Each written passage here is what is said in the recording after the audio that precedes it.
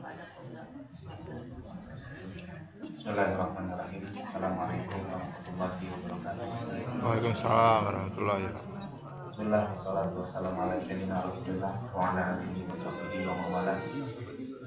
Wala haula wala quwwata illa billah. Amma ba'du. Rasulullah sallallahu alaihi wasallam bersabda, "Man kharaja fi talabil ilmi fa huwa fi sabilillah hatta yarji'a." Siapapun di antara kita yang keluar dari rumahnya dengan maksud untuk mencari ilmu, maka Allah samakan dia dengan orang-orang yang berperang di jalan Allah sampai dia pulang. Semoga ibu bapak pun yang hadir pada saat ini digolongkan oleh Allah menjadi orang-orang yang mendapat pahala yang berperang di jalan Allah sampai kita pulang nanti. Amin. Baik, yang saya hormati Pak Far, Pak Edot, bapak-bapak yang lainnya, yang saya hormati ibu-ibu.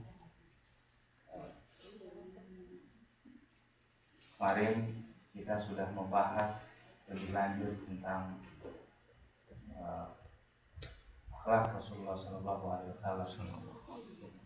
Sudah kesekian kalinya. Terus kita bahas masalah ini. Kenapa demikian akhirnya? Kenapa setiap kali pertemuan ini yang kita bicarakan akhlak lagi. Ini satu renungan bagi kita, karena tidak ada orang yang sesempurna baginda Rasulullah SAW.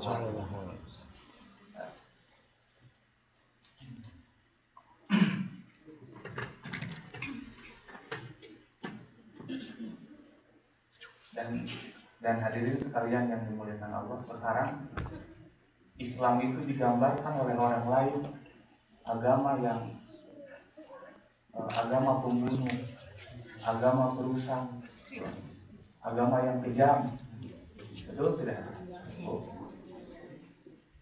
Ini semua disebabkan oleh perilaku sebagian kaum muslimin, sebagian saudara-saudara kita yang tidak begitu mengenal baik tentang perilaku Nabi Muhammad SAW. Padahal Allah Subhanahu wa Ta'ala berfirman, "Walau kunta fadlan ghalidhal qalbi lan faddu min hawlik." Wahai Muhammad, sekiranya saja bukan karena anugerah Allah dengan memberikan kasih sayang padamu, dan fadlu min hawli, pasti mereka akan pergi meninggalkan. Pasti mereka akan pergi meninggalkan. Jadi dari ayat ini kira-kira apa yang bisa kita simpulkan? Pak, dari ayat walau kunta fadlan ghalidhal qalbi lan faddu min hawlik, sekiranya saja bukan karena anugerah Allah dengan memberikan kasih sayang kepada Nabi Muhammad, pasti mereka akan pergi dari wahai Muhammad. Ini satu hal yang menunjukkan bahwa banyak manusia yang masuk Islam itu karena kasih sayang Nabi Muhammad sallallahu alaihi wasallam. Bagaimana sudah saya katakan kemarin bahwa Nabi Muhammad SAW itu seorang yang memperlakukan benda-benda di sekelilingnya dengan seperti halnya orang hidup. Beliau memberi nama tongkatnya. Beliau pun memberikan nama kepada sisir yang biasa beliau pakai. Beliau pun memberikan nama kepada bantal yang biasa beliau pakai. Dan tidak ada seorang pun di dunia ini setelah beliau yang bisa memperlakukan seperti itu, yang bisa memperlakukan orang mati seperti layaknya orang hidup. Satu hari ada seorang Badui, Arab Badui. Seorang Arab Badui pulang berburu dog. Tahu dog? Dog itu hewan seperti kadal, hewan gurun pasir seperti kadal. Dia tidak makan, dan untuk menyerap untuk hidupnya dia hanya mengandalkan serapan cairan yang dia dapat dari uang, tidak makan. Tidak makan. Dog sampai sekarang ada. Sampai sekarang ada. Dia pun tidak kencing, tidak kencing setiap hari seperti kita, gitu ya. Dia hanya kencingnya setiap 40 hari dan kencingnya pun 1 tetes saja. Dog. Berapa? Namanya dog. Sejenis kadal, hewannya sejenis kadal. Nah, ada seorang badui yang pulang berburu dog. Sepulang dari berburu, dia melihat ada kerumunan orang, yang mana itu adalah Rasulullah dan para sahabatnya. Saat itu si Badawi ini tidak tahu bahwa yang sedang berbicara adalah baginda Rasulullah SAW. Lalu dia melewati kumpulan Rasulullah dan para sahabat. Di antara sahabat ada yang bertanya, "Wahai fulan, masuklah engkau ke dalam agama Islam. Mumpung lagi ada Nabi Muhammad SAW, mumpung Nabi Muhammad di sampingmu." Orang Arab ini, orang Badawi ini bertanya, "Apa yang bisa membuat saya yakin bahwa orang yang sedang berbicara itu adalah baginda Rasul? Saya ingin bukti. Saya ingin bukti."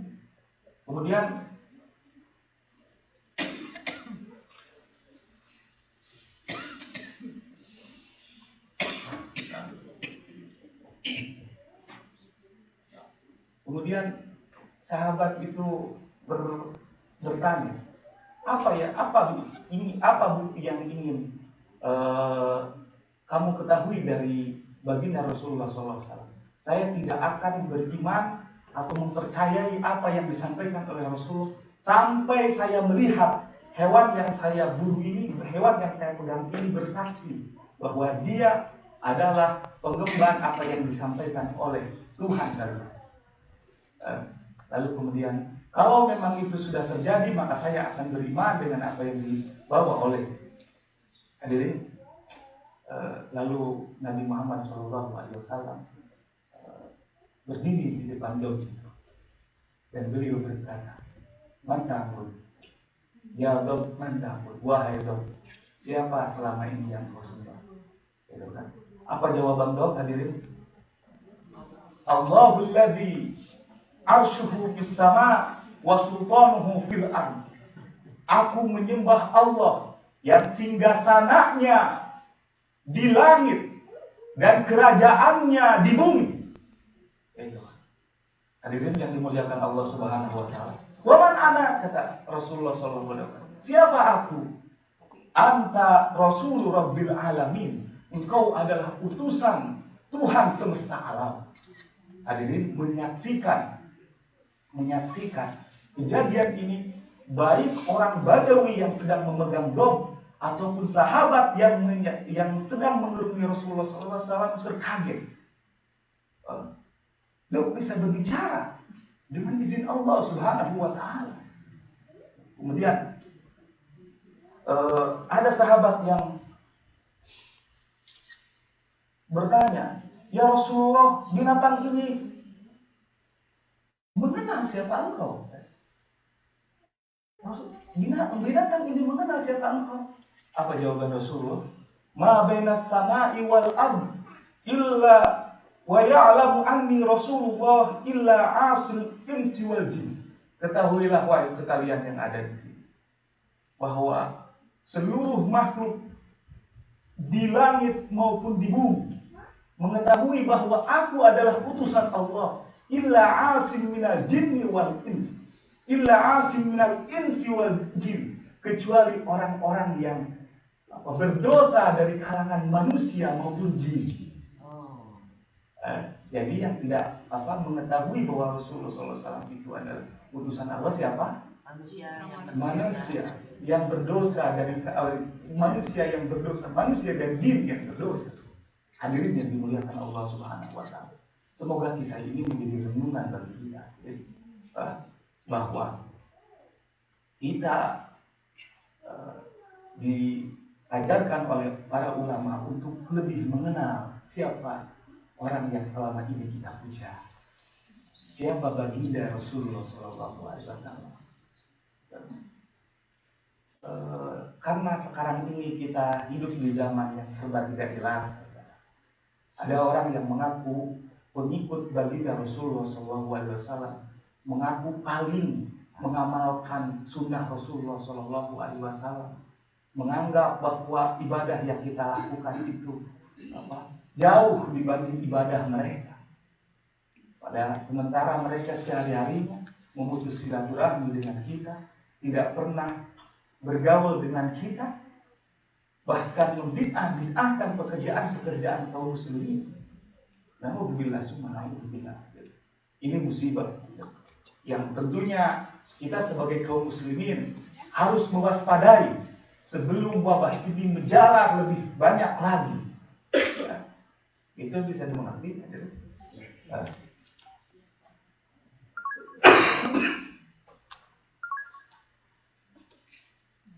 Saya sudah sampaikan sebelumnya bahwa ketika dilahirkannya Rasulullah Shallallahu Alaihi Wasallam, semua penghuni langit dan bumi bergembira. Bahkan sebelum para ulama menulis dalil-dalil yang menyarankan kepada kita untuk bergembira dengan kelahiran Rasulullah Shallallahu Alaihi Wasallam, Allah sudah memberikan isyarat kepada alam untuk bergembira. Sebagaimana Syekh Abdurrahman Ad-Dibai menulis di dalam syairnya, "Fahtazzal 'arsyu taraban wastimsyar", sehingga sana Allah bergerak karena gembira bersuka cita.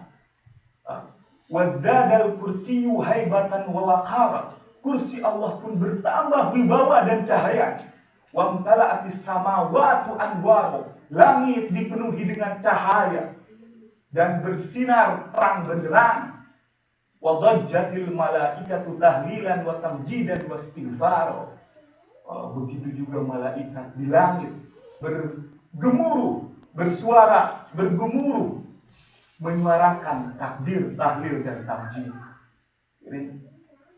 Dan saya pun sudah menyebutkan bahwa dari sekian makhluk, ketika seluruh makhluk bergembira dengan kehadiran Rasul, ada yang tidak suka dengan hadirnya Rasulullah SAW. Siapa itu?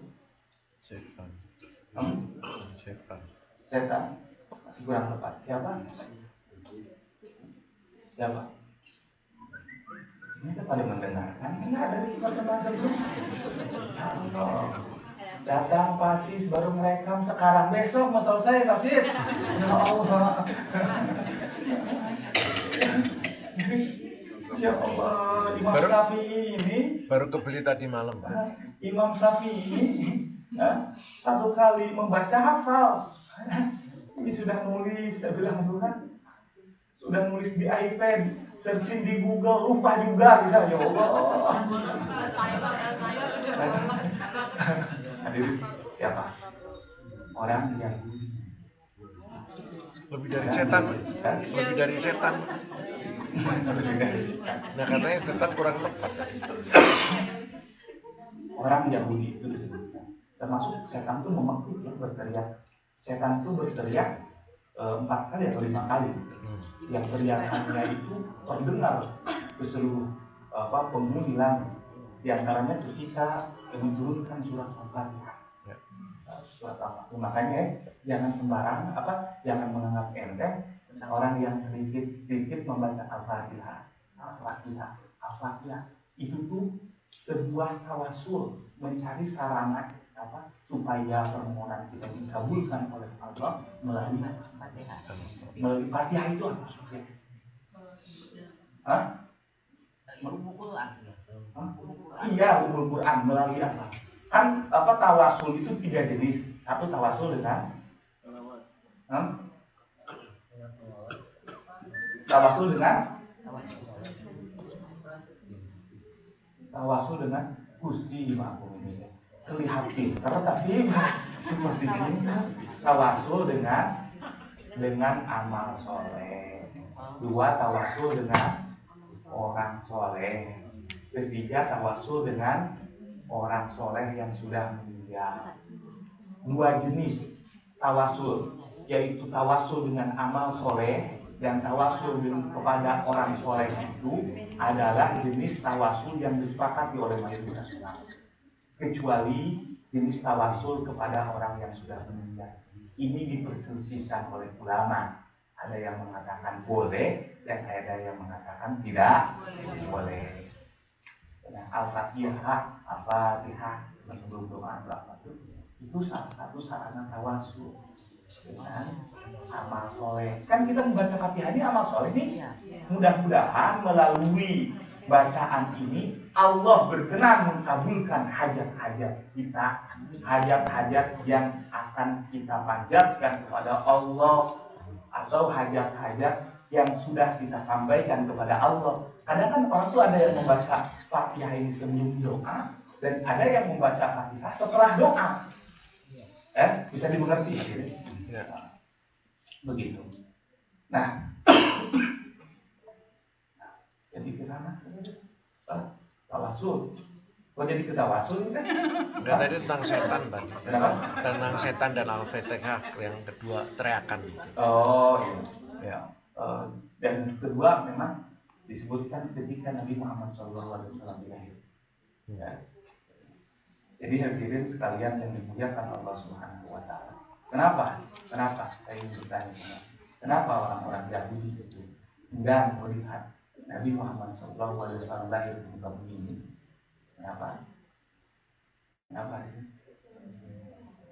Karena Rasulullah bukan Yahudi, bukan Israel. Karena mereka berharap Nabi terakhir sebagaimana diberitakan dalam kitab suci mereka itu muncul dari kalangan mereka sendiri, bukan dari kalangan bangsa Arab atau keturunan Nabi Ismail alaihissalam. Dan Nabi Ismail itu kan termasuk keturunan bangsa Arab keberapa ya? Arab itu ada 3, ada Badia, ada Aribah, ada Musta'libah. Musta'libah itu orang artinya begini, kalau Badia itu Arab benar-benar Arab asli yang sekarang susah untuk ditemukannya, zaman Nabi sebelumnya gitu ya. Nah kedua tuh begitu juga Arab yang kedua. Nah Nabi Ismail alaihissalam itu keturunan Arab Musta'libah. Arab Musta'libah itu sebenarnya dia itu pertamanya bukan orang Arab, cuma lama di Arab sehingga dia pasti berbahasa Arab dan dikatakan Arab. Nabi Ibrahim itu berbicara bukan dengan bahasa Arab dia. Bicaranya dengan bahasa Inggris. Apa? Bahasa Inggris, bukan bahasa Inggris, Ibu. Bahasa Ibrani. Ibrani. Begitu ya? Dulunya Ibrani, Pak. Dulunya Ibrani. Iya, bahasa Ibrani. Iya, sekarang Inggris gitu. Kalau mana ada aja ya Allah. Itu dalilnya dalil lemah. Hadirin yang dimuliakan Allah Subhanahu wa taala. Selama hidupnya Rasulullah SAW begitu hormat kepada orang tua. Begitu hormat kepada orang tua. Ibunya meninggal di Abwa, dikisahkan Rasulullah pernah menziarah di mana? Pernah menziarah di kuburan Rasulullah SAW. Tidak heran ketika satu hari ada seorang pemuda yang minta izin kepada Rasulullah SAW untuk berjihad. Apa yang dikatakan oleh Rasulullah SAW? Ahayyun walidah, apakah orang tuamu masih hidup? Faqala na'am, ya, orang tua saya masih hidup. Faqala farji fa in adina laka fajaiz. Kalau masih hidup pulang. Jika mereka mengizinkan silahkan. Kalau tidak, maka sebaiknya kau berbakti saja kepada mereka. Baginda Rasulullah SAW. Jadi kalian yang dimuliakan Allah, saya ingatkan kembali bahwa banyak orang-orang yang hidupnya Allah muliakan di dunia ini karena apa? Hah? Aku ibu, Berbakti saya pada lagi orang membahas tua. Rasulullah, membahas orang tua ini teh. Banyak orang, banyak manusia yang selama hidupnya dimuliakan karena apa? Berbakti pada orang tua. Karena mereka berbakti pada orang tua. Karena begitu menaruh rasa hormat kepada orang. Bahkan disebutkan di dalam sebuah riwayat, ada seseorang yang mengadu kepada Rasulullah Shallallahu Alaihi Wasallam. Ya Rasul, saya mempunyai harta yang banyak, akan tetapi saya pun memiliki anak yang banyak. Harta banyak, tapi anaknya banyak. Nah, berbeda dengan orang Indonesia yang di Amerika, hartanya duitnya banyak, anaknya sedikit. Tentunya apa yang harus dilakukan? Ya. Belakangan ini dia ngadu kepada Rasulullah. Saya melihat ayah saya itu selalu minta uang kepada saya. Padahal kan kebutuhan saya di banyak, anak saya banyak. Apakah saya boleh ngasih apakah boleh saya tidak mengasih kepada dia? Kata orang ini. Apakah boleh saya tidak ngasih kepada dia? Apa jawaban Rasulullah SAW? Anta wa maluka li abi. Fulan, ketahuilah bahwa engkau dan dirimu adalah milik Bapa. Jadi jangankan uangmu, bahkan dirimu itu adalah milik orang tua. Maksudnya apa? Jikalau mereka punya kebutuhan tertentu, kita wajib mendahulukan mereka. Begitu hadirin sekalian yang dimuliakan Allah Subhanahu wa taala. Jadi kapan dan di mana saja mereka butuh, kita harus memberikannya, jangan sampai mengatakan tidak ada. Bisa mengerti hadirin? Inna auladakum min kasbikum min atyabi kasbikum, kata Rasul. Sesungguhnya anak-anak kalian itu adalah usaha kalian yang bagus, yang paling bagus. Fakulu min kasbi auladikum, maka makanlah kalian dari hasil usaha anak-anak kalian. Ini diperintahkan oleh Allah orang tua untuk menikmati apa yang diusahakan anaknya selama ini. Dan kita pun hadirin dituntut untuk tidak pelit kepada orang tua kita. Ini saya heran kadang-kadang melihat manusia zaman ini ada yang tidak mempedulikan sekali kepada orang tuanya. Alhamdulillah, Ibu kenapa suara keras memang begitu? Mudah-mudahan Ibu tidak ya. Hadirin yang dimuliakan Allah, perhatikan bagaimana tingginya pengorbanan mereka untuk kita. Ketika kita saat kecil sakit, Bu, saat kecil sakit, orang tua kita berharap meskipun sakit kita sudah parah, orang tua kita berharap akan kesembuhan kita. Betul tidak? Apapun dia perjuangkan supaya kita bisa sembuh, Pak Rejo. Sementara ketika kita melihat orang tua kita sakit, apa yang kita katakan untuk dia? Ya, kalau memang sudah takdir, kita mau apa lagi, harus menerima. Betul? Seperti itu yang kita Tanya Pak. Ya, sebentar tuh Pak Edo. Nanti kelupaan. Pertanyaan. Ini direkam Pak Edo, direkam masalahnya. Hadirin sekalian yang dimuliakan oleh Allah Subhanahu wa taala. Supaya jangan. Bahkan kita juga mengenal kalau orang tua kaya, anak jadi raja. Kalau orang tua kaya, anak jadi Raja. Berbeda ketika giliran anak kaya, orang tua jadi pembantu. Suka gendongin anak kita. Sono saat, sono. Ya, sama aja di sini juga. Enggak, di sini enggak ada. Saya kemarin waktu di Arizona, saya melihat ada warga Indonesia yang, ya Allah, jadi pelajaran hidup sekali bagi saya. Dia sakit parah yang tidak lama kemudian menyebabkan dia meninggal. Dan anak-anaknya jauh, sudah begitu beda agama, ya Allah. Tapi kita berharap saat itu kita berdoa mudah-mudahan beliau diwafatkan dalam keadaan husnul khotimah.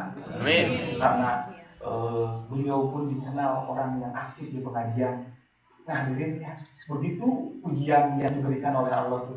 Kadang kita melihat tuh orang tuh aktif sekali pengajian, kemana-mana aktif, ke ini aktif, acara fundraising hadir dan seterusnya dan seterusnya.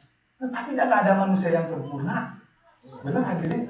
Kadang anaknya sendiri yang tidak taat dengan apa yang diarahkan oleh orang tuanya atau apa suaminya dan seterusnya dan seterusnya.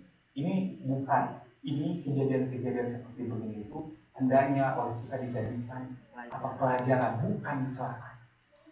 Karena kalau kita celah dia, jangan heran kalau suatu saat nanti Allah menimbangkan hal itu kepada kita. Na'udzubillah semua. Silakan Pak Edon, kalau nggak silakan marah nanti bahaya. Silakan. Bagaimana dengan kata-kata anak itu adalah titipan Allah? Kan kayak seolah berbalik-balik gitu ya. Ya, anak adalah titipan Allah. Maksudnya? Ya kan kita kan harus memelihara dan ini. Sementara dibalik bahwa orang tua itu adalah dibikin apa? Yang dari saya hartanya memang apa disebutkan ada keterangan yang menyebutkan anak titipan Allah. Dalam Al-Quran disebutkan innama amwalakum wa auladukum fitnah. Sesungguhnya ketahuilah bahwa anak-anak kalian dan harta kalian itu selalu cenderung membawa fitnah. Fitnah itu bukan di sini itu bencana. Maksud fitnah di sini, Bu Kris, apa maksud fitnah di sini? Ketawa lagi. Nanya, Bu Kris, bukan nanya. Akhirnya, begitu ya. Titipan betul, titipan yang titipan Allah kepada kita, di mana kita diamanahkan untuk mengurusnya sebaik-baik. Ya. Karena anak yang soleh termasuk salah satu amal yang tidak akan terputus setelah kita meninggalkan. Hadirin sekalian yang dimuliakan Allah Subhanahu wa taala, dikisahkan juga ada seorang tabi'in yang dia berhaji bersama ibunya. Dia datang dari negerinya dengan menggendong ibunya. Ketika itu orang ini bertemu dengan Sayyidina Umar, bertemu dengan Umar. Apa yang dikatakan tadi ini? Apa yang dikatakan tadi ini? Tuhan, saya sejauh ini itu menggendong ibu saya dari negeri tempat di mana saya tinggal ke tempat ini kurang lebih 1 bulan untuk berhaji.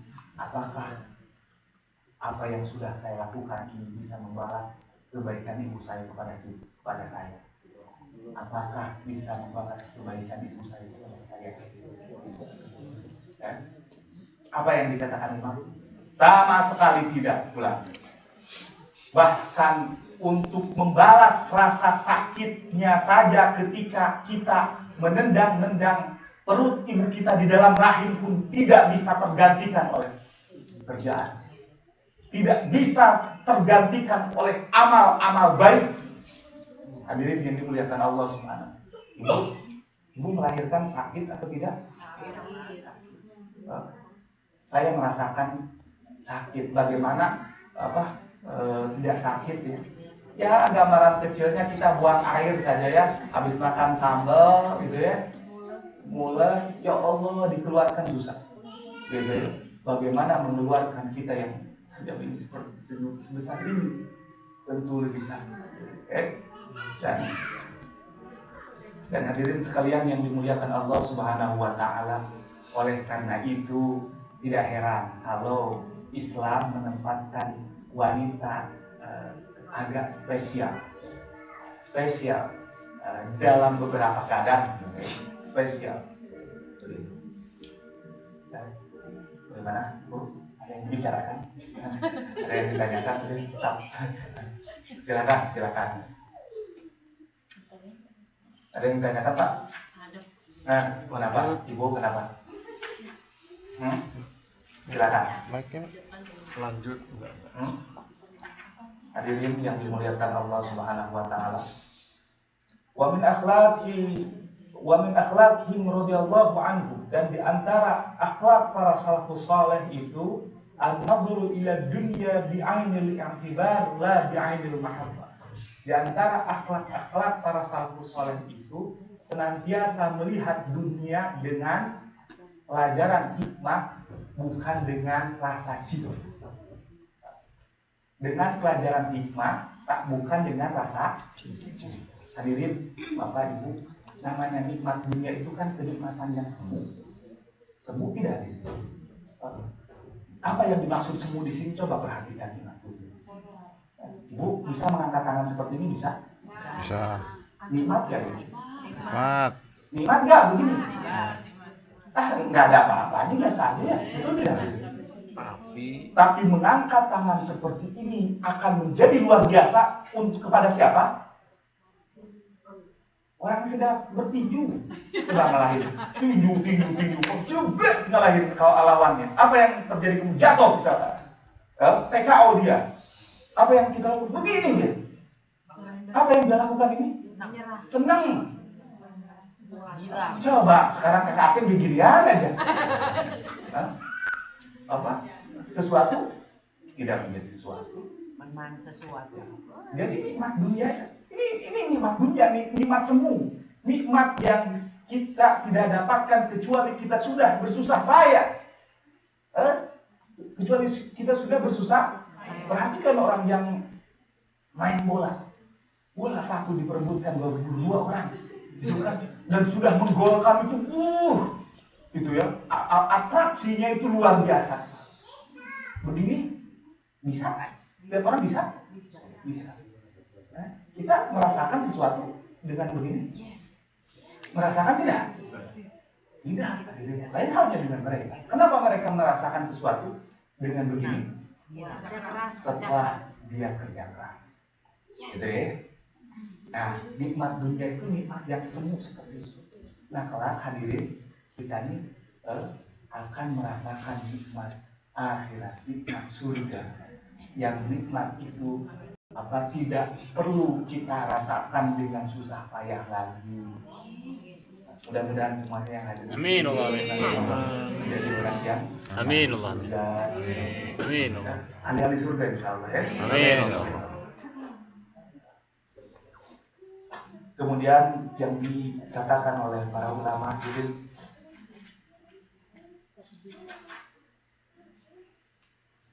bahwa suatu hari Rasulullah Shallallahu Alaihi Wasallam, lihat akhlak Rasulullah SAW. Suatu hari Rasulullah Shallallahu Alaihi Wasallam pernah keluar rumah dengan membawa uang 10 dirham. Dia keluar ke pasar, ke toko untuk membeli baju. Dia beli baju jubah. Ini kan baju itu ada dua. Kalau ini jas, ini gamis biasanya setelah jas setelah gamis itu tuh ada jubah yang dipakai, karena itu jubah.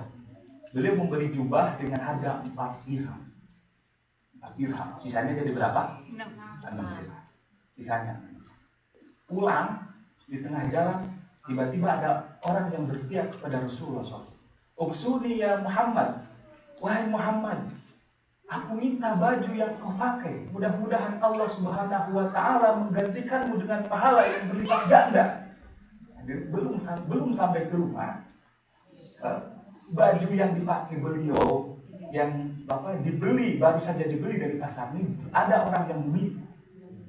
Jadi kelak Rasulullah SAW, tidak lama kemudian Rasulullah disebutkan kan kalau memberi itu merasa memberi itu merasa bahwa setiap kali memberikan sesuatu itu beliau tidak pernah merasakan takut fakir, takut miskin.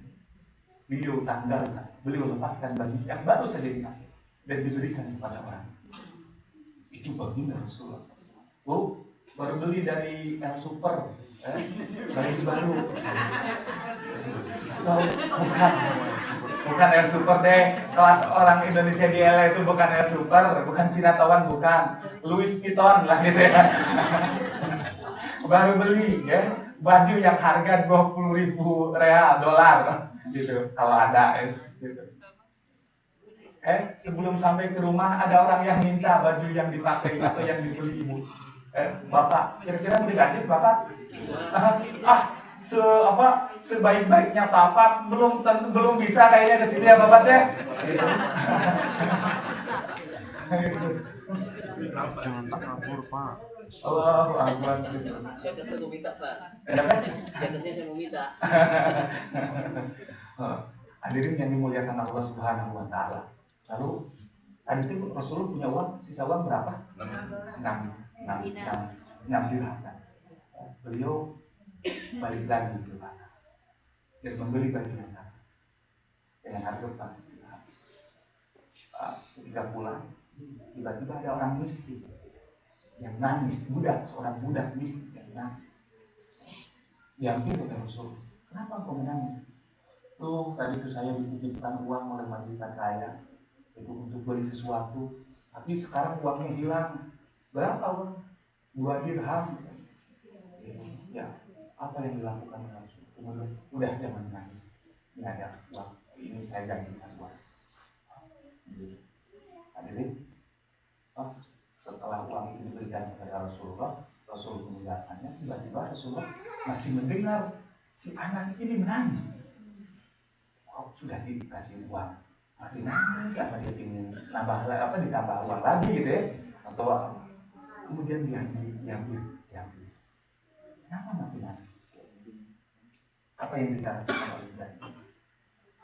Rasul, saya takut dimarahi oleh majikan saya karena saya sudah lama keluar dari rumah. Kalau begitu di mana majikan? Di antara oleh Rasul. Sampai di rumah majikannya, Rasulullah mengucapkan salam. Assalamualaikum. Nah, penghuni rumah mendengar bahwa yang mengucapkan salam Rasulullah itu sengaja tidak dijawab. Kenapa sengaja tidak dijawab? Tahu bahwa yang mengucapkan salam ini adalah Rasulullah. Jadi biarin aja dulu supaya saya dapat keberkahan. Kok ya Allah, bagus ini siasat yang dilakukan. Ya Allah, belum tahu jalur ceritanya udah ya Allah. Gimana sih? Dengarkan dulu sampai akhir lagi.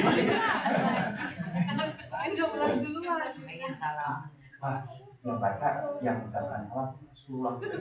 Assalamualaikum. Baru ketiga kalinya penghuni rumah ini menjawab Waalaikumsalam. Waalaikumsalam, dibukakan dia. Kemudian setelah basa-basi biasa. Kenapa kau berkali-kali saya ucapkan salam baru menjawab hari ini? Baru menjawab dari setelah saya mengucapkannya 3 kali kata Rasul. Apa yang dikatakan Rasul? Sengaja saya membiarkan Tuhan untuk mengucapkan salam dengan harapan saya bisa terdoakan oleh ucapan Tuhan. Itu kan salam doa.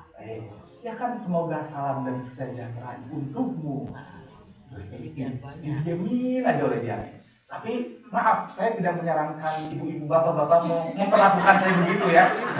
Waduh, kalau 3 kali mencet bel nggak masuk kalau ibu ngundang saya 3 kali mencet bel nggak ada jawaban, saya pulang gitu ya. Apalagi kalau di depan ada anjing, wah udah deh. Jangan harap saya bisa lama-lama gitu. Diri yang dimuliakan Allah Subhanahu wa taala. Dia katakan, betul ini budak kamu. Iya, budakmu meminta maaf karena tadi ketika kau titipkan uang 2 dirham, uang itu hilang. Uang itu sudah aku ganti. Saya maafkan. Bukan saya maafkan, kata dia. Rasul, dengan ini saya tidak memaafkan. Saya tidak memaafkan budak ini. Terus apa yang akan kamu lakukan? Saya akan membebaskan budak ini dari saya. Sekarang biar kau jadi merdeka. Jadi demikian intinya apa Rasulullah SAW. Sehingga disebutkan oleh para ulama bahwa tidak ada hari yang utama saat itu, tidak ada hari yang dilalui lebih utama dari saat itu, di mana si penjual baju dapat keberkahan dari Rasulullah SAW. Kemudian siapa lagi? Si budak yang menangis juga dapat dapat dibebaskan, dapat keberkahan dengan dibebaskan dari majikannya. Kemudian siapa lagi? Yang minta baju pun juga dapat kebaikan dari Rasulullah SAW. Terus siapa lagi? Si tuan rumah yang membebaskan budak. Barang siapa yang membebaskan budaknya disebutkan dalam sebuah riwayat, maka Allah akan membebaskan dari neraka. Allah, itulah baginda Rasulullah Sallallahu Alaihi Wasallam.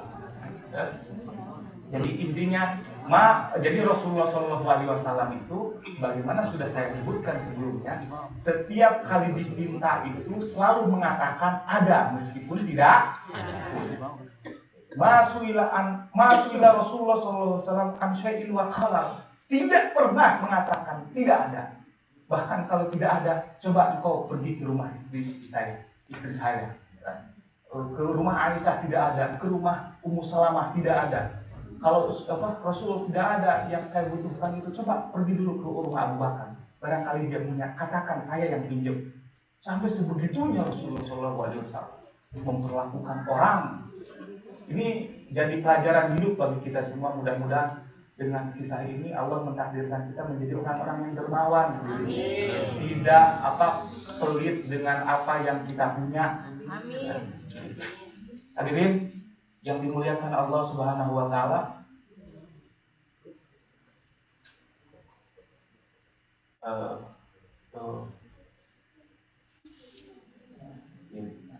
Sekarang kan lagi ramai ya di Indonesia maupun di negara-negara yang lain. Orang tuh tadinya mungkin tidak pernah belajar agama. Setelah dia di kantor, setelah di kantor karirnya bagus, dia mulai dibikin sadar dengan beragama. Cuma salah memilih guru. Yang dia jadikan guru adalah Kiai Google. Ya, yang dia jadikan guru siapa? Kiai Google. Apa yang terjadi kemudian? Dia seperti seakan-akan orang yang paling beragama, gitu ya. Seakan-akan yang paling beragama. Nah, hadirin sekalian yang dimuliakan Allah Subhanahu wa taala. Hati-hati dengan akhlak seperti ini. Ini tidak dicontohkan oleh Rasulullah SAW. Bahkan ketika satu hari Rasulullah SAW sedang berkumpul dengan para sahabat, Umar berkata kepada Rasul, belakangan ini saya melihat ada seseorang yang penampilannya bagus, jenggotnya panjang, gitu ya, sehari-harinya sholat, celananya cingkrang, gitu, dan seterusnya. Wah, kayaknya Rasul yang saya lihat ini sudah akan menjadi calon penghuni surga. Ya. Saya salut dengan ibadahnya, saya salut dengan sedekahnya, saya salut dengan zikirnya. Mana orang belum datang, tapi biasanya sebentar lagi datang. Kalau dia datang, beritahukan aku. Ya. Jadi tiba-tiba tidak lama kemudian orang ini datang terlihat oleh Sayyidina Umar radhiyallahu anhu, jenggotnya masih basah dengan bekas air wudhu, baru wudhu. Rasulullah sedang berkumpul dengan para sahabat.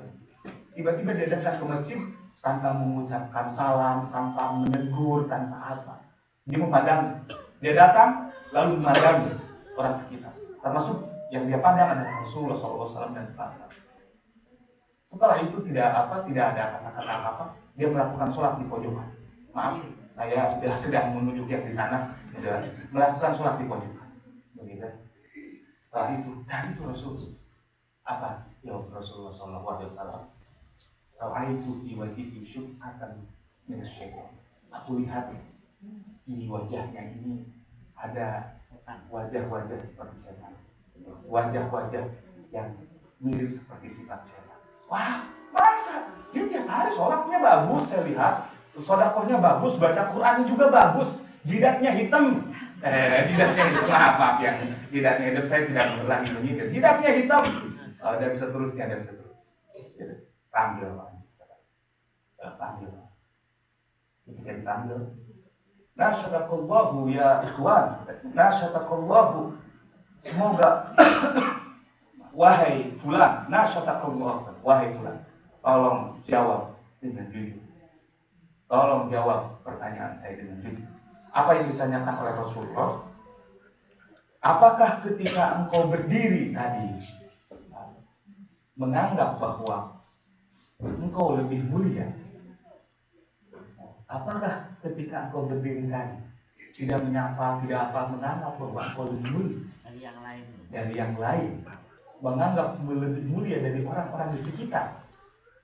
Gitu kan? Apa yang dia berkata? Iya, saya lebih mulia. Katakan, padahal ada baginda Rasulullah SAW.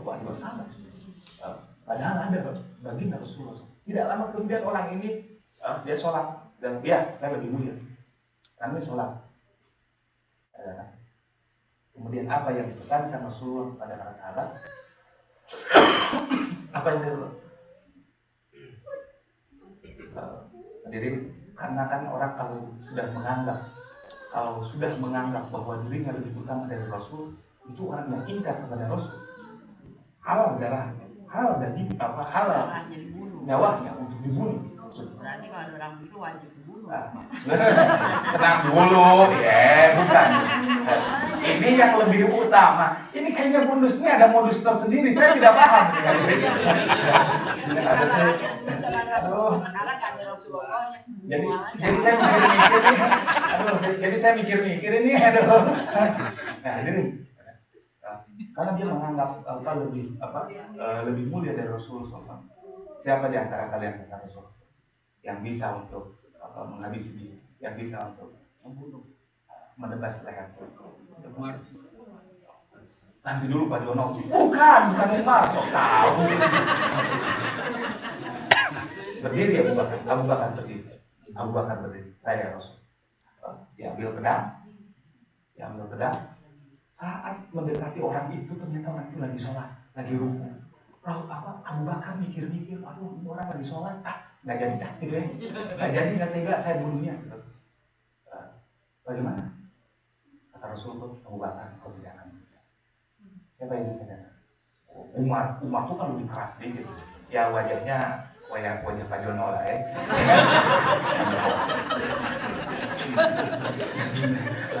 Coba perhatikan Pak Jono ketika bicara kayak orang marah, padahal memang begitu tadi ya. Bagus nih kayak Umar mukanya. Hadirin yang dimuliakan Allah. Saya Rasul. Saya akan penggal ya. Saya akan tebas ya. Ya Allah. Lagi sujud. Aduh, Anda nggak tega nih. Anda nggak tega lagi sujud.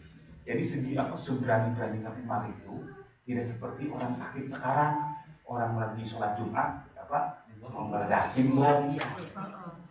Tidak seperti orang sakit sekarang melihat polisi di mata dia adalah penjahat besar, dia bunuh padahal dia sholat. Tidak seperti orang sekarang yang menganggap wah sholat ini tidak sesuai dengan yang dilakukan oleh Rasulullah SAW, sehingga bagi mereka darahnya halal. Umar, aduh, Anda nggak bisa deh kalau bunuh, saya tidak bisa kalau bunuh orang yang lagi sujud. Padahal itu disuruh oleh Rasulullah SAW. Kembali lagi, Rasul, saya tidak bisa. Aku tahu Bapak, aku tidak bisa untuk melakukan. Siapa lagi yang bisa? Ali bin Abi Thalib dengan semangat, dengan semangat. Ali, biar saya habiskan semua. Dan habiskan nyawa misalnya. Berapa? Ketika pergi ketemu ke orang ini, apa yang ditemukan Ali? Apa yang ditemukan Ali? Apa yang ditemukan Ali? Orang ini sudah tidak ada. Bukan, udah mati. Hilang. Nah, Rasulullah tersenyum. Tahukah kalian? Yang barusan lewat tadi, yang barusan sholat itu adalah iblis yang menyerupai manusia. Berarti manusia sekarang ada yang menyerupai iblis. Mami, aduh. Manusia sekarang manusia menyerupai iblis. Ya, 100 untuk endus. Nggak jadi deh. Bantu oleh Mami. ikut aja dia deh, nggak mau masalah banyak sama dia.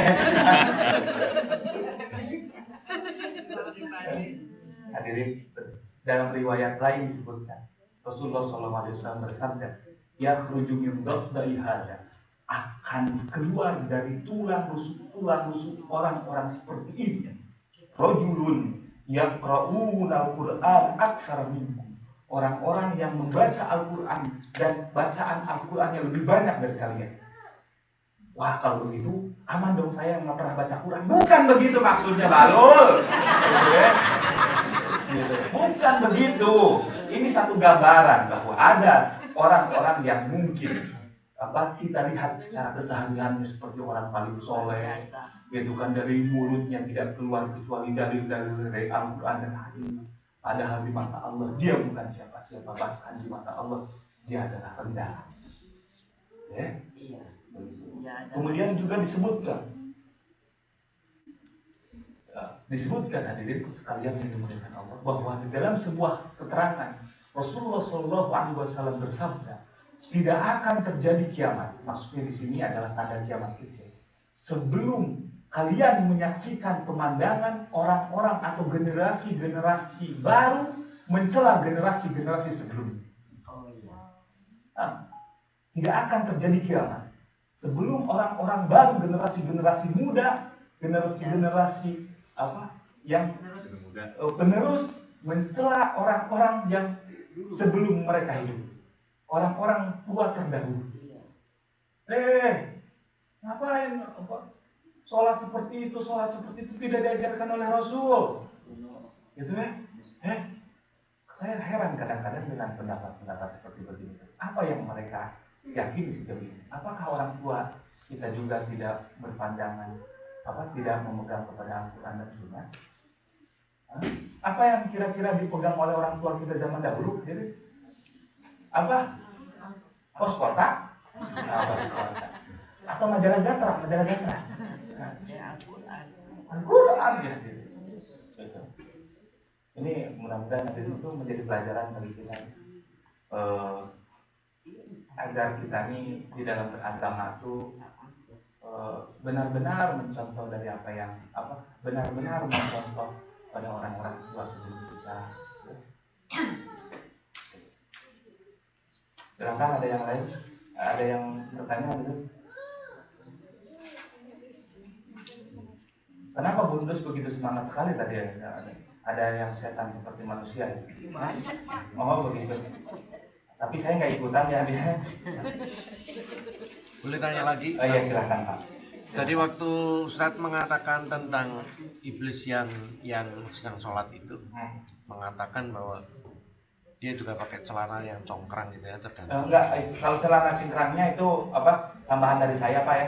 Dia orang-orang, artinya ada anggapan bahwa orang yang celana cingkrang itu katanya, yang bercelana cingkrang itu suka celana cingkrang. Kayak saya yang begini nih, itu terkata segini, biasanya kan begini nih. Setan itu Pak. Enggak, setengah daripada betis. Ya. Nih segini nih. Nih gitu. Ini orang yang mengikuti Rasul, dia dicontohkan itu begini, ya kan? Kalau tidak begini itu di neraka kan gitu. Betul tidak? Falsafahnya apa? Memang mereka mengambil keterangan khuyala.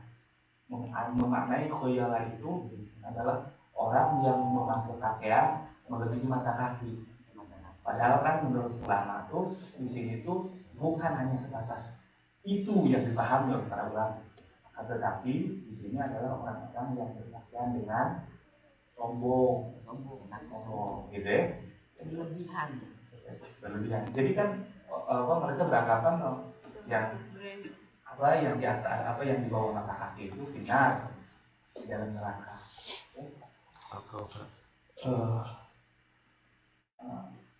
Mereka rata-rata kadang-kadang ciri-ciri mereka ini dari mulutnya tidak ada yang keluar kecuali kata bid'ah. Apa dalilnya? Setiap bid'ah itu nggak ada yang baik, betul tidak? Apa dalilnya? Kullu bid'atin. Apa artinya? Setiap bid'ah itu sesat, benar tidak? Ini perhatikan, Ibu, kalau perlu catat. Ini ilmu. Direkam udah Pak. Oh sudah ada direkam. Iya. Direkam kapan diputernya juga. Benar bawahnya. Nanti dijual kok. Astagfirullahaladzim. Jadi perhatikan ya, supaya kita juga paham karena sejauh ini banyak orang yang sudah menyalah tafsirkan salah dalam memberi penafsiran, memberi definisi makna bid'ah. Mereka memberikan definisi yang mereka ambil dari pendapat mereka sendiri tanpa mengacu dari pendapat ulama. Kita memang paham ada sebuah riwayat yang menyebutkan kullu bid'atin dollar. Ininya saja ya, ininya yang kita bahas. Kullu bid'atin dolar. Kullu bid'atin dollar. Setiap kullu dolalatin bid'ah. Setiap yang bid'ah itu sesuatu yang baru. Ya. Setiap yang bid'ah itu adalah sesat dan setiap kesesatan itu berada di neraka. Ya.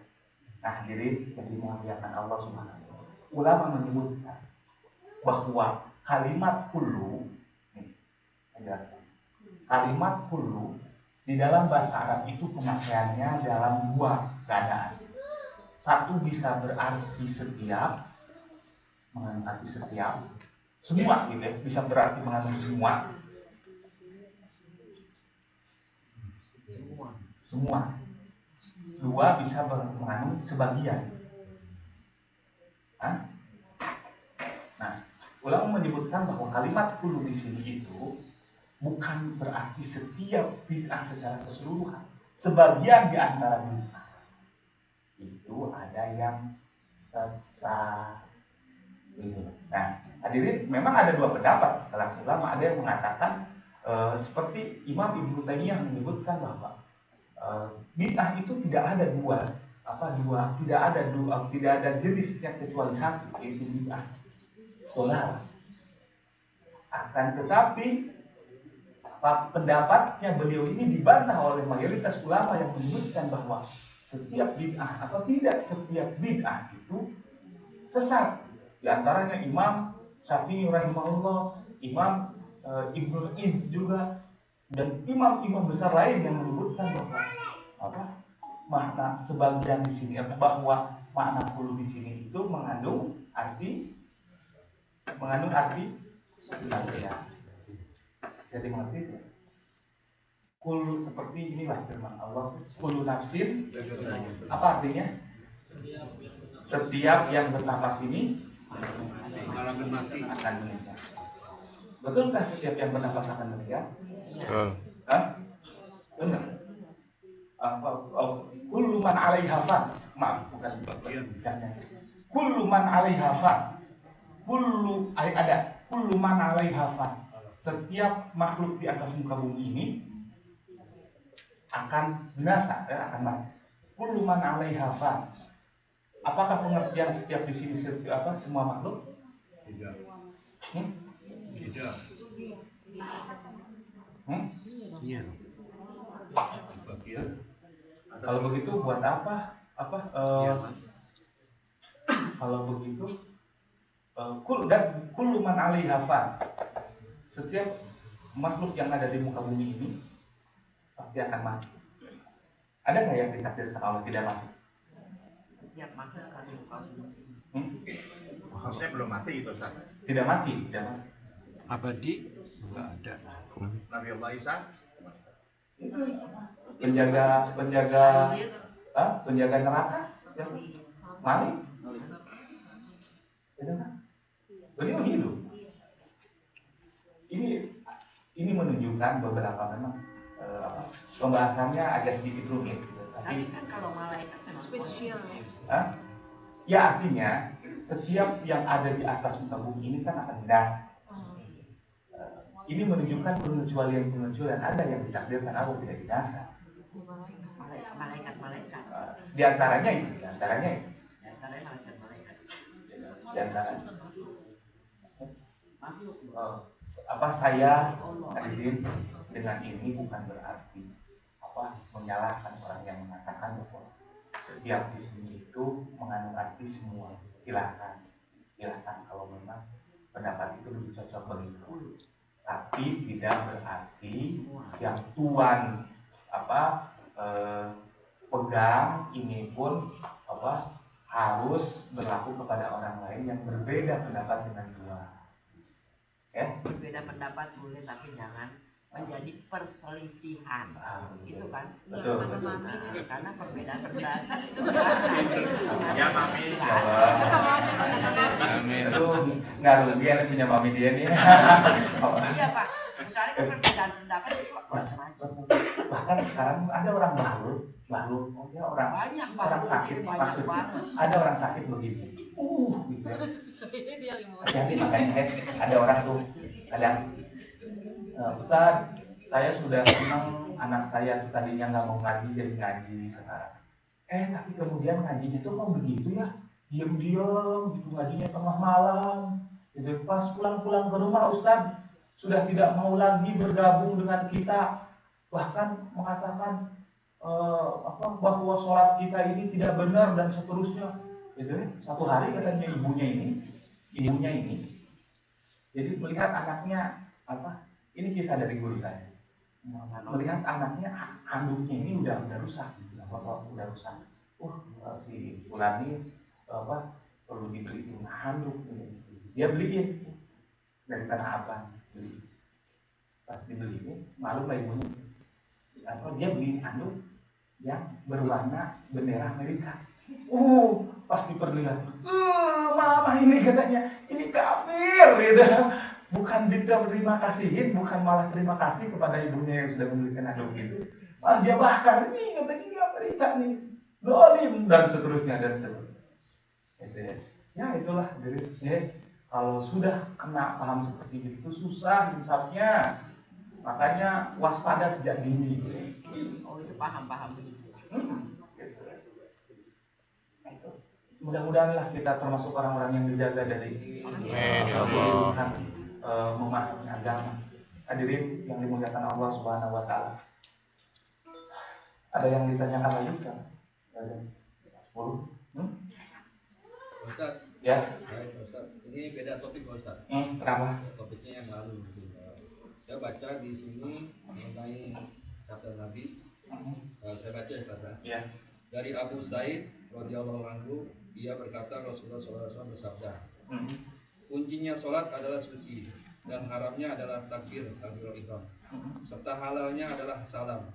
Rawahu riwayat Abu Dawud, Tirmidzi, Ibnu Majah dan yang lainnya. Disahkan oleh Al-Albani di dalam Sahih Al-Albani. Itu maksudnya apa, Ustaz? Baik. Kunci sholat adalah suci. Nah, di dalam tafsir kemudian ulama menyebutkan suci di sini adalah syarat sahnya sholat. Ya. Kemudian haramnya takbiratul ihram. Kenapa takbiratul ihram itu disebut? Kenapa takbiratul ihram di dalam sholat disebut takbiratul ihram? Karena setelah kita takbir ini kita diharamkan untuk melakukan sesuatu yang sebelum takbir diperbolehkan. Pak Tisna boleh makan? Ada yang melarang Pak Tisna makan? Tidak ada. Ada nggak yang melarang? Pak Tisna jawab atau Pak Tisna Pak? Ada nggak yang melarang? Nggak ada. Tidak ada. Yang melarang minum? Nggak ada. Tidak ada. Tapi ketika sholat, Pak Tisna tidak boleh lagi makan, tidak boleh lagi Minum. gitu ya. Gitu. Kemudian dihalalkan dengan salam. Ya sudah salam, Pak Tisna bebas.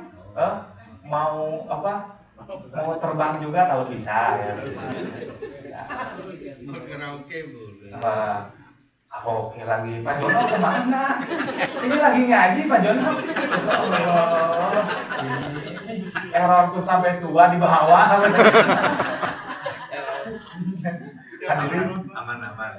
Hadirin yang dimuliakan Allah Subhanahu wa taala.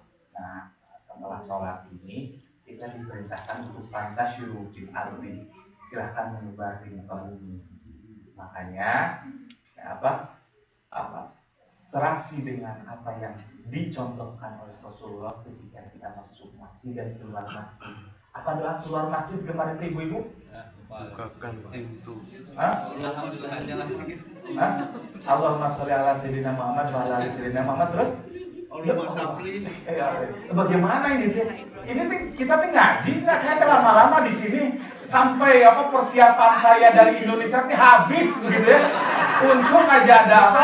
Alhamdulillah, wala ilaha illallah, wallahu akbar. Salah, mami. Allahumma inni as'aluka min fadlika. Ya Allah, aku memohon kepadamu dari keutamaan-keutamaan. Apa maksud keutamaan di sini? Pak Lukman apa? Sudah datang telat, selalu tidak hadir, sekarang malah nguap lagi. Apa? Rahmat. Keutamaan di sini adalah rezeki. Jadi ketika masuk kita disyaratkan untuk berdoa. Ya Allah, aku memohon kepadamu rahmat. Dan apa? Ketika keluar setelah sholat apa? Rezeki. Jadi masuknya dapat rahmat, keluarnya dapat rezeki. Jadi pahami Pak? Kenapa? Lupa lagi. Ya Allah, ini ampunilah hamba-hamba umat-umat ya. Silakan yang lain hadirin. Sama umat Nabi Musa.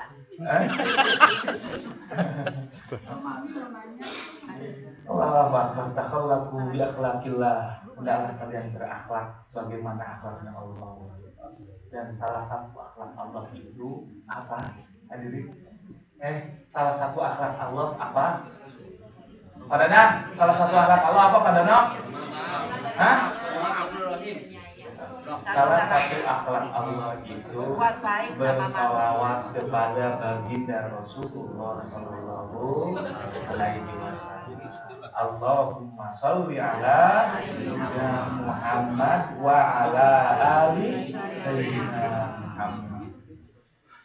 Hadirin sekalian yang dimuliakan Allah Subhanahu wa taala. Itu Rasulullah Sallallahu Alaihi Wasallam pun disebutkan dia ini pusat daripada syiar-syiar Allah. Syiar Allah yang paling besar. Apa yang dimaksud dengan syiar Allah? Syiar Allah itu sesuatu yang dapat mengingatkan Allah, sesuatu yang dapat mengingatkan kepada Allah. Tidak ada syiar yang lebih besar melebihi baginda Rasulullah SAW. Wa man yu'azzim sya'airallah fa innaha min taqwal qulub. Siapapun di antara kita yang mengagungkan syiar Allah, maka pertanda dalam diri orang itu ada takwa. Jadi orang yang ada takwa itu selalu mengindahkan syiar-syiar Allah. Apa yang dimaksud syiar-syiar Allah di sini? Hadirin perhatikan. Di antara syiar-syiar Allah adalah Ka'bah Mukarramah. Ka'bah di Makkah Mukarramah. Ada orang sekarang ini karena sakit, karena sudah didoktrin dengan hal-hal yang tidak-tidak, ketika masuk Ka'bah itu yang dia lakukan bukan menangis karena melihat Ka'bah, bukan terharu karena sudah disampaikan oleh Rasulullah ke tempat Masjidil Haram. Yang dia lakukan apa? Hati-hati ya, awas jangan sampai menyembah Ka'bah nih. Awas jangan sampai nanti syirik. Terus aja begitu. Awas jangan sampai menyembah Ka'bah. Nanti syirik.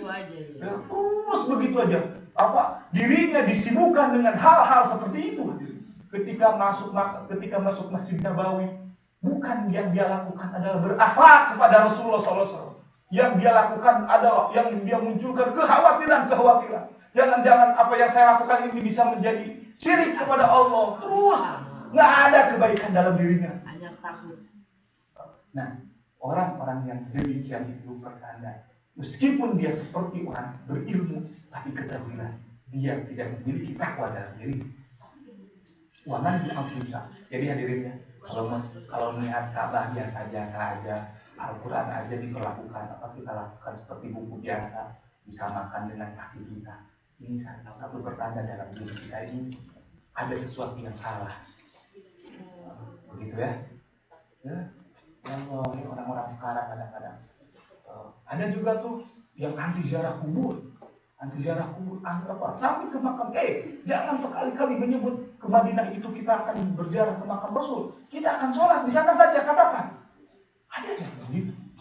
Ada yang ya Allah ya Ar-Rahman ya Rahim. Berkali-kali dia melakukan sholat di Masjid Nabawi, bahkan tidak sempat menginjakkan kakinya di pemakaman Rasulullah SAW. Akhlak seperti apa? Seperti ini. Itu. Jadi mudah-mudahan tuan-tuan semuanya terpengaruh dengan hal. Allahu Akbar. Ibu, ketika sakit Rasulullah SAW sudah menyeruak ke seluruh tubuh. Rasulullah pun sudah lemas gitu ya. Rasulullah berbisik kepada siapa? Kepada Aisyah. Ini. Apa yang dibisikkan beliau dia?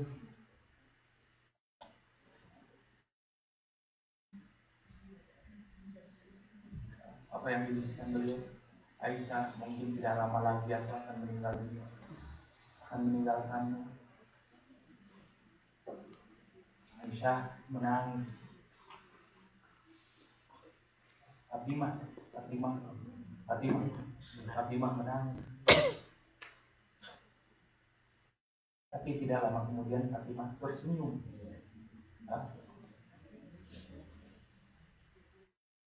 Anda mungkin sesudah ini ayahmu tidak akan bisa bernapas lagi. Apa yang dikatakan Aisyah pun tersenyum. Demamnya semakin keras. Rasulullah SAW dia kali-kali beliau mengambil air dan menyimpannya di atas lidahnya. Apa yang dipikirkan oleh Rasulullah? Umatku. Begitu tingginya rasa cinta Rasulullah SAW kepada kita. Jadi bahkan Rasulullah itu menyebutkan dalam salah satu sabdanya, wa ana faratuhum alal haul, wahai orang-orang yang beriman kepadaku namun belum pernah melihat fisikku secara langsung, aku sudah memberi nama kalian dengan nama yang begitu indah. Apa yang beliau berikan kepada kita? Ikhwani, saudara-saudara. Ana faratuhum alal haul, aku tunggu kedatangan kalian di haul. Haul itu satu telaga spesial pemberian dari Allah Subhanahu wa taala kepada Nabi Muhammad.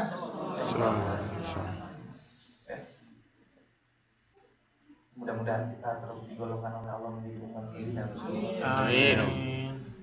Jadi ada yang perlu saya sampaikan terkait sujud tilawah dengan sujud sahwi kemarin. Memang kedua amalan itu ada syarat dan rukun.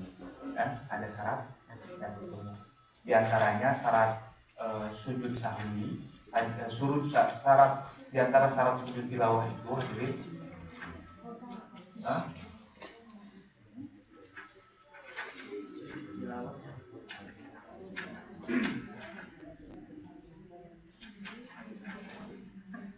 Syarat sujud tilawah satu harus suci.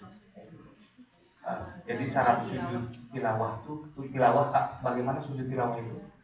Sujud yang kita lakukan ketika kita membaca ayat-ayat yang disunahkan untuk bersujud. Nah, ketika kita akan melakukan sujud ini, satu, badan kita harus dalam keadaan suci, berwudu. Kedua, begitu juga kita harus menutup aurat. Dan ketiga, menghadap kiblat. Keempat, sujud dilakukan setelah membaca ayat. Dan kelima, ketika dalam sholat, kecuali dalam sholat dia harus mengikuti imam. Ya. Satu tadi apa? Syaratnya. Kedua, tutup aurat. Ketiga, menghadap kiblat. Keempat, mengikuti imam. Bacaannya apa itu, Pak? Bacaannya, Pak? Pak Jono. Belum itu orang juga tahu. Ini kan sudah 2 kali pertemuan gitu deh. Bacaannya Sajada wa lillazi khalaqahu wa saqamahu wa basarahu bi haulihi wa quwwatihi. Itu idealnya. Kalau tidak, Allah. Ya. gampang. Oh. Apa rukunnya hadirin? Satu rukunnya apa? Oh, rukun bukan hukum. Nyonya itu gimana sih? Rukun. Satu rukunnya niat. Ya. Kedua bertakbir. Sujud tilawah bertakbir. Oh, pakai takbir itu. Ya. Gimana? 3 sujud ke tempat salah. Jadi begini. Jadi misalkan fasabih bihamdi rabbika di dalam surat Al-Alaq tuh wasjud waqtarib gitu kan. Wasjud waqtarib Allahu Akbar. Nih kan, niat dulu di dalam hati saya akan niat melakukan sujud. Allahu Akbar, setelah itu sujud. Sajada wajhadil ladzi khalaqahu wa taqaddama wa kemudian itu menurut pendapat Imam Syafi'i seperti satu kali ya. Kalau sahwi 2 kali ya Pak? Kenapa? Sahwi 2 kali. Nah hadirin, berbeda dengan sujud syukur. 2 kali juga. Sujud syukur, dalam sujud syukur itu tidak perlu berwudu. Iya. Tidak perlu Anytime ya. Anytime. Anytime dan no smoking gitu. No smoking itu dilarang merokok. Kurang lebihnya begitu Pak. Kedua niat takbiratul ihram 1 kali sujud, baca doa yang biasa dibaca salat dan salam. Itu menurut Imam Syafi'i. Jadi tidak perlu berwudu. Tapi sebaiknya sih dalam keadaan berwudu lebih utama. Itu tuh orang-orang ini sekarang tuh kan orang-orang yang sudah mencetak gol, sujud sekarang tuh tradisi sujud menjadi selebrasi. Iya, pemain bola. Dia sujud itu. Tapi walaupun ada yang mengatakan, oh ini tuh masih ya sebaiknya tidak melakukan seperti itulah. Atau dalam keadaan pakainya pakai celana pendek, ya, gitu. Kalau dia mau tapi kan namanya dia lagi senang. Iya, daripada sekarang kan teriak-teriak kemana-mana gitu ya. Marah-marahin wartawan, kadang-kadang nulis sesuatu di sini tuh I love you, I love you so much, lagi loh, I love you so much gitu ya, dan seterusnya. Ustaz mau somai itu dus. Pakai sarung. Gitu. Masa sih? Kok pas sekolah mencetak gol tuh, maaf wasit izin dulu mau pakai sarung nggak? Baru. Gitu. Banyak orang baik. Artinya begitu, tuan-tuan, itu selama kita tidak boleh menghukumi salah. Jadi sembunyikan dia daripada selebrasi yang tidak itu menjadi baik bagi mereka. Akan tetapi alangkah baiknya lagi ketika dia bisa melakukan itu dalam keadaan tertutup orang, dalam keadaan juga dalam keadaan berwudu. Ya. Begitu tuan-tuan, ya. Sujud diupayakan ibu ya, apa yang sudah kita bahas ini diamalkan meskipun 1 kali, ya, diamalkan meskipun 1 kali supaya ilmu yang kita ketahui ini tidak menjadi tidak menuntut kepada kita kelak di akhirat, tidak menuntut kepada kita. Ya, gitu. Silakan hadirin, ada yang ditanyakan?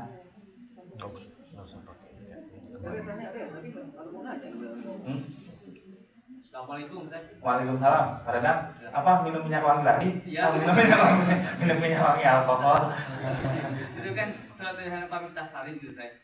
Kalau parfum itu Nah, ngebahas di sana lagi. masalahnya begitu gitu kan. Iya. Yang saya tanyakan adalah di pas anak saya ini pertanyaannya, dia belajar historis yang lagi kelas 6 SD. Itu dia mengatakan pas kenal lagi cerita masa Hebrew gitu kan, Hansen di sekolahnya. Dia mengatakan kalau Yakub sama itu kan nabi-nabi mereka lah gitu kan. Dan dia berkatakan kalau itu kan Yakub terus David, Daud gitu, iya gitu kan. Dan dia tanya apakah dia itu muslim atau tidak? Yang mana tuh yang nabi-nabi itu? Iya. Nabi-nabi, tidak ada seorang nabi pun yang diutus kecuali mereka kecuali mereka menyerukan kalimat la ilaha illallah Muhammadur la ilaha illallah. Belum ada Muhammad. Belum ada Muhammad Rasul, la ilaha illallah. Dari Nabi Adam. Nah, kan muslim itu Muslim itu menerima salam yusalim, menyerahkan sepenuhnya. Ya. Jadi dia mengatakan, dia itu katanya orang Bani Israel salam betul, tapi dia Muslim atau tidak? Kalau dia mengatakan, kalau maksud Muslim itu dan menerima apa yang diperintahkan oleh Allah dan berkeyakinan kepada berkeyakinan bahwa tidak ada Tuhan selain Allah, maka nggak sampai disebut Muslim. Agama Allah. Agama Allah. Tapi kan semua Rasul itu memang Muslim. Muslim. Memang Allah udah rencanakan gitu kan dari Adam. Ya, alhamdulillah punya mami yang pinter ya. Mudah-mudahan yang masih perlu dibahas masalah yang jin, yang setan itu sembahyang di masjid ya Pak. Oh ya gitu. Aduh, Allah sekarang tuh banyak buku-buku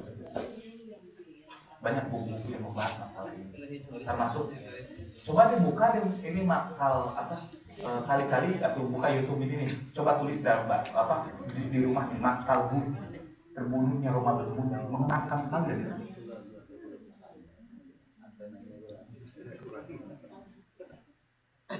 Gini, Pakai bahasa Arab. Maktal Bud. Kenapa tuh Pak?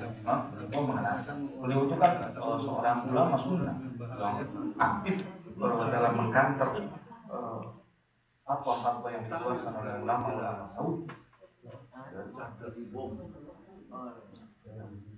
Terbunuh ya? Dibunuh bukan? Oh, dia dibunuh. Di Syria dia. Dia lagi ceramah di masjid. Maktul Lutfi. Makanya lu hati deh kalau sudah ada ajakan misalkan ngaji diam. Iya, banyak. Sembunyi. Cil. Banyak Pak, banyak banget. Hati-hati deh. Sembunyi, ketakutan diikutin. Sampai kayak kita iblis yang ikut. Jadi jangan yang Bu. Itu yang katakanlah aliran Naksabandi yang dia berzikir sampai teriak-teriak itu mana itu? Kenapa? Yang berzikir. Zikir kan ada dua jenisnya ya.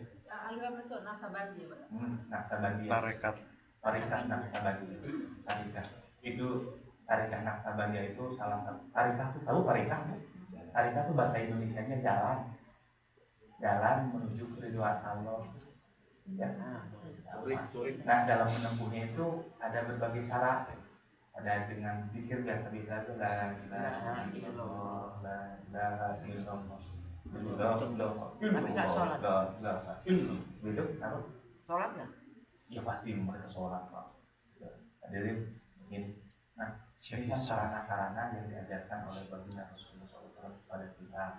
Ya, sarana untuk mendekatkan diri kepada Allah, supaya kita ini selalu memperbanyak amalan-amalan sunnah. Bu, kita ini diperintahkan oleh Allah untuk memperbanyak amalan-amalan sunnah. Amalan wajib tidak bisa lagi ditambah. Kudus meskipun sudah lagi semangat sholat, nggak bisa sholat subuh dari 2 rakaat menjadi 20 rakaat. Kecuali dalam sholat subuh.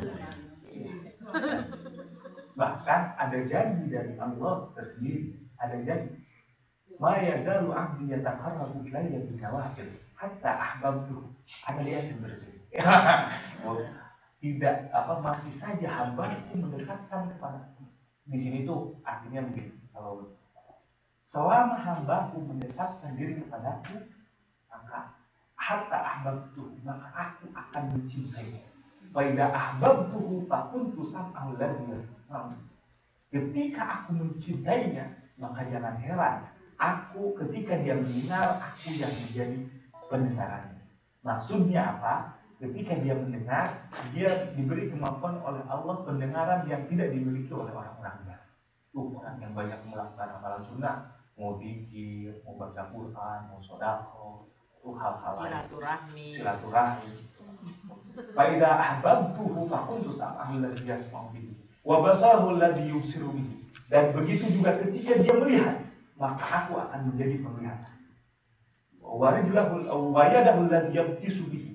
Dan ketika dia menggerakkan tangannya, maka aku yang akan menggerakkan.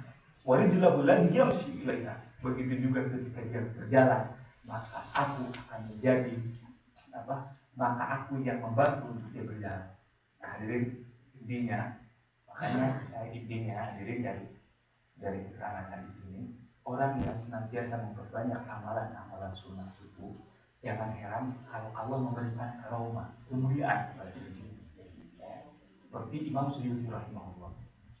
Imam Suyuti itu kan satu hari itu mengajak muridnya. Waktu itu dia mengajak selepas asar, selepas zuhur menjelang asar. Kamu mau nggak sholat dengan saya di Masjid Haram? Imam Suyuti hidup di Mesir. Hah? Di Masjid Haram? Di Mekah? Iya. Sholat asar sekarang? Iya. Wah, nggak mungkin loh. Kita sekarang kan ya jarak Mesir ke Saudi Arabia itu ditempuh dengan kapal laut itu 3 hari 2 malam, 2 hari 3 malam, 3 hari 4 malam. Kalau dari Sudan itu 2 hari 3 malam. Saudi Mesir. Kamu udah kejamkan mata, tiba-tiba dipisahkan oleh orang ini. Saya sudah berada di Makkah. Makkah itu tempat kuburannya Sayyidina Khadijah. Saya sudah di Makkah. Jangan heran deh dengan orang-orang yang sudah suka mendekatkan diri kepada Allah. Sudah seperti begitu, jangan heran, gitu ya. Cuma dan kita jangan suudzon kepada orang. Nah, itu ya, suudzon kepada orang. Tapi kita pun jangan mudah terpengaruh oleh orang. Misalkan, punya orang punya kekuatan apa yang punya kemampuan apa yang tidak bisa dilakukan oleh orang. Wah, dia wali, dikit-dikit wali. Sehingga siapa tuh ada ulama besar Jakarta, Habib Zindan. Beliau berkata, wahai sekalian tuan-tuan dan wahai sekalian tuan-tuan, jangan sekali-kali tuan terperdaya dengan kemampuan seseorang yang bisa berjalan di atas air, bisa terbang di udara. Jangan sekali-kali kalian mengatakan mereka adalah wali sebelum kalian melihat kualitas sholatnya, kualitas ibadahnya, kualitas baca Qur'annya, kualitas zikirnya. Nah, kalau memang kalian belum menemukan kebagusan dalam ibadahnya, perhatikan pantatnya. Kalau wali itu pantatnya putih, kalau wali biasanya hitam. Ini ejekan.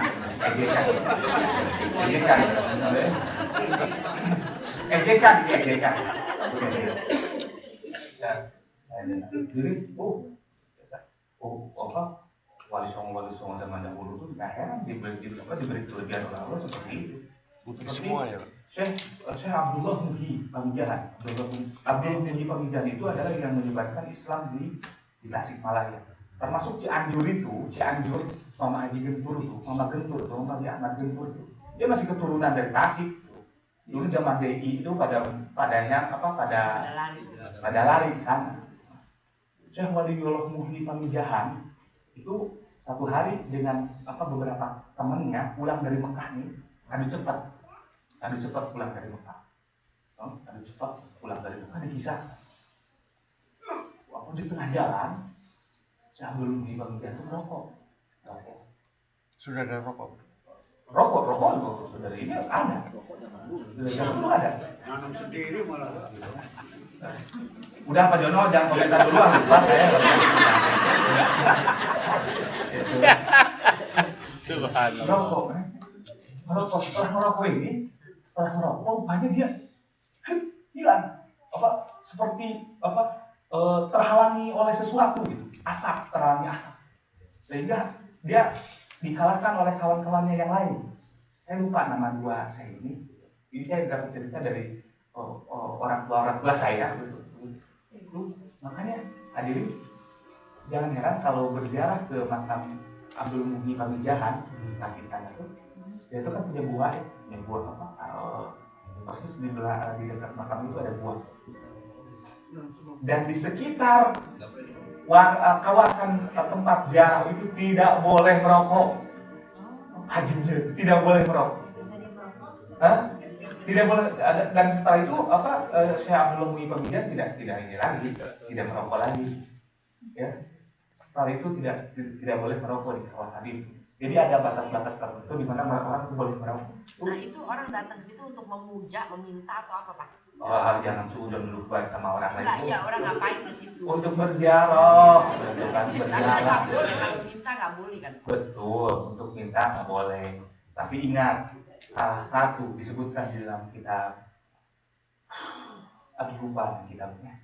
Dalam salah satu kitab yang dikarang oleh ulama ulama itu.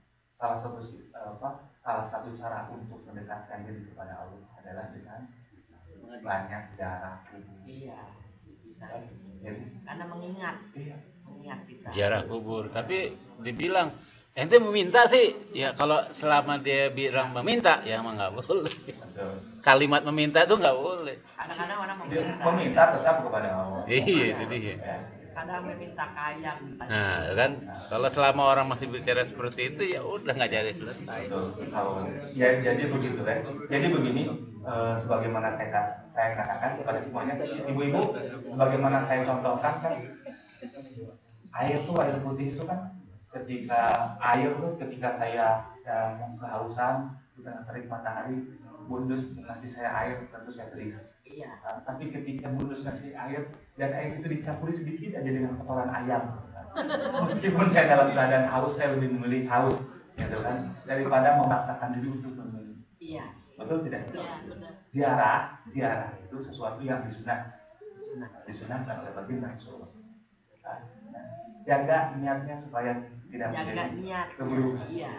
Nah, karena kalau sudah kita ziarah ke tempat orang itu dengan niat tertentu, tercampuri kotoran-kotoran itu, Iya. maka dengan sendirinya akan seperti air gitu. Dan jangankan orang lain, kita sendiri mungkin tidak bisa lagi Iya. memanfaatkan air yang tercampuri kotoran yang banyak. Betul, betul kan? Sudah tidak bisa sudah tidak bisa mengambil hikmah dari syariat yang dianjurkan. Ya, Ya. hati-hati jaga niat. Sama ibu-ibu, bapak-bapak kesini pun Niat. jaga niat. Niat silaturahmi. Nah, betul. Dibetulin aja lah sekarang, sudah biar cepat ditutup acara. Ya, baik. Waktu sudah menunjukkan jam 10:05. Ya, insya Allah besok adalah hari terakhir bagi kita. Mudah-mudahan semuanya bisa, bagi yang tidak berhalangan, mudah-mudahan bisa hadir. Kita memohon kepada Allah, mudah-mudahan. Amin, Allah amin. Pertemuan terakhir kali ini. Amin. Semuanya dipanjangkan umur, dikabulkan hajat-hajat. Amin. Amin ya Allah. Ada pengumuman, ada? Baik, bismillah. Astagfirullah, Rabbana ya, astagfirullah, minal khataya, astagfirullah, Rabbana ya, astagfirullah, minal khataya.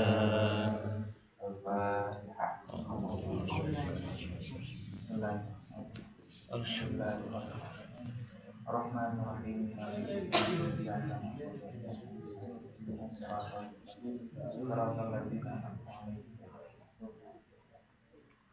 Allahumma shalli ala sayyidina Muhammad wa ala sayyidina Muhammad radhiyallahu ta'ala anhu. Amin. Amin. Amin. Hamdan lillahi ni'amahu wa yudahi mazidah.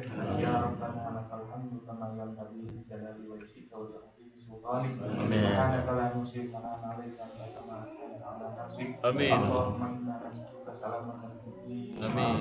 Wal jasad wa ziyadatan fil ilmi wa Amin. barakatan fil rizqi wa tawbatan fil maut. Amin.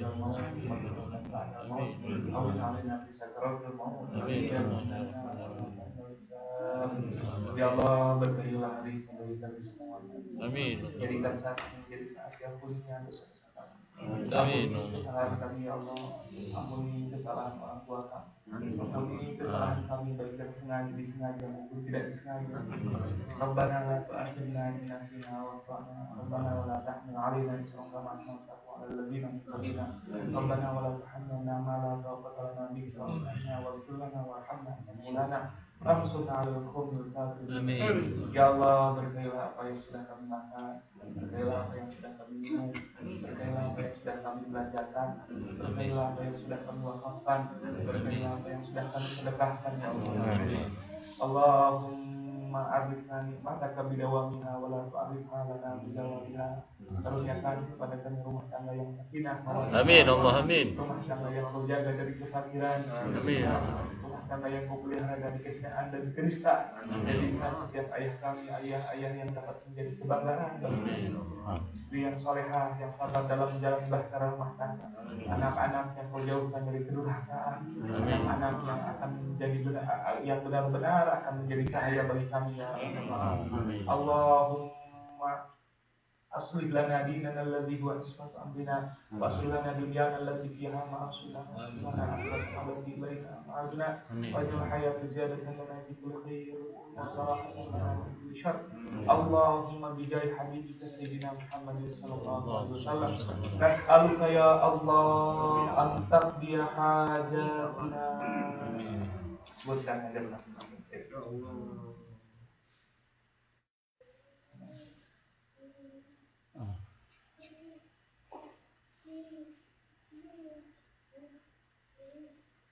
dalam hatiku ya Arhamar Rahimin. Ya Allah, berilah kami keturunan yang soleh-soleh. Amin. Berikan kami kesabaran dalam menjalankan apa yang sudah Engkau perintahkan kami. Wafatkan kami dalam keadaan husnul khatimah. Wafatkan kami dengan menyebut kalimat la ilaha illallah. Allahumma yassir lana wa la tu'assir alaina fa inna hajatina ila katsir. Mudahkanlah seluruh urusan-urusan kami ya Allah. Tolonglah saudara-saudara kami yang sedang dalam kesusahan, mudahkan pintu rezeki yang halal. Tolonglah saudara-saudara kami yang sedang dililit hutang. Tolonglah saudara-saudara kami yang sedang terpuruk, bangkitkan ya Allah supaya kita menjadi pribadi-pribadi yang bermartabat.